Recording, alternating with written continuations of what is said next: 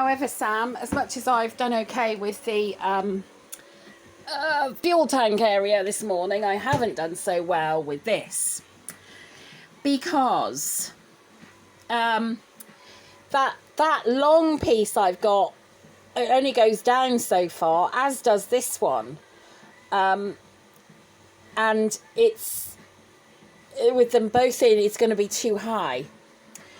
And also this piece that I've got, hang on, it's here somewhere, that also is going to be tricky to fit, simply because, again, it's too high to add. It's crazy, really, because I think it's going to be too long to turn through here. I'm just going to try that, but I also think that that is a good deal higher than that one. I don't know whether you can see that. Anyway, it's a good deal higher, which is a bit of a pain in the arse, really. So my other thought is, if push comes to shove, I've never turned these off. They've always been on the whole time, because, you know, I haven't been able to touch them.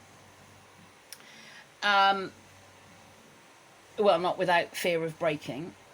So then I'm wondering whether I don't just do that. I can put some longer hose to here and be done with it. So we'll see. I'm just going to take that off and just have a little play, as soon as I've got time. I'm waiting now, Sam, for high water, because we tried to get one trolley load up and we had to half unpack it just to get it up the bloody ramp, because it's so heavy. So I'll just have a play about, because I've got time. It's only 20 to 3, and I think it'll probably be 4 o'clock before we've got a decent height in the marina. So yeah, we've got to think about that.